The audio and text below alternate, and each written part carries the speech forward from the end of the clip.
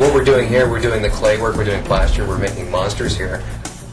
They're learning fashion, they're learning out of the kit special effects, how to make bullet holes, how to do old age wrinkling and bruises and burns and everything. So they've learned the whole spectrum of everything you can encompass as a makeup artist. I'm working on an orc right now.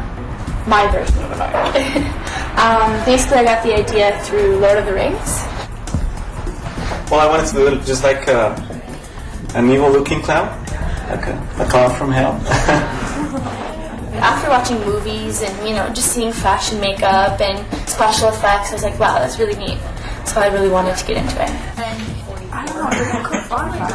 I got like really interested in makeup, like always watching all the behind the scenes from movies, especially when they feature like makeup and all that stuff.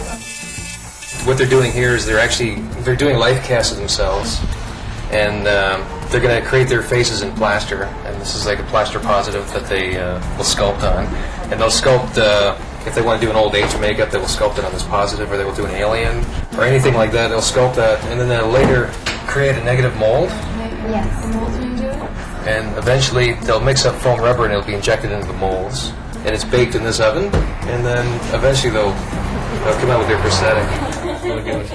And we did a larger project where we're doing, in this case we're doing an orc from the Lord of the Rings, but our own version of an orc. Well, I've made a lot of mistakes. I'll tell you that. But I am learning from my mistakes, and I think the more mistakes you make, the better you become.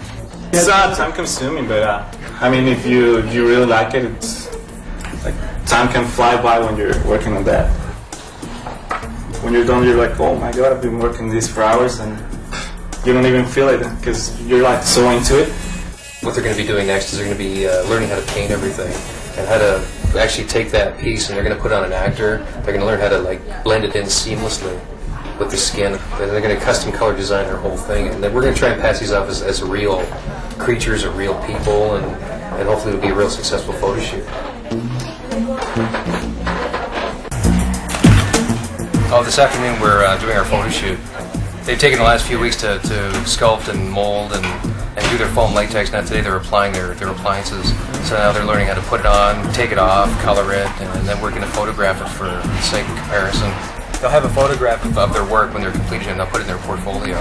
Here we have our friendly clown. And this is my final project. It's an orc.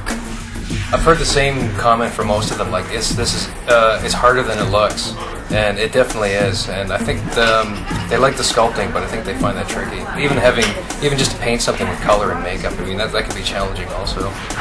It takes a lot of patience to do this. Lots of patience, not just patience from the makeup artist, but patience from the person that's having the piece applied to, you know. The whole process takes a lot of work. Like, nothing just comes like an easy breeze. Well, it didn't, at least for me. The next step with these guys, they would actually start approaching like businesses, clientele, getting business cards, seeing people, knocking on doors, maybe getting into a shop, maybe. I'm sure it's really competitive, but I mean, it's just a matter of showing them you're good, you know, showing them what you can do. As much time and effort and frustrating sometimes it can be, if you really have a passion for what you enjoy doing, I enjoy doing something like this, it's worth it. It's worth it in the end, definitely.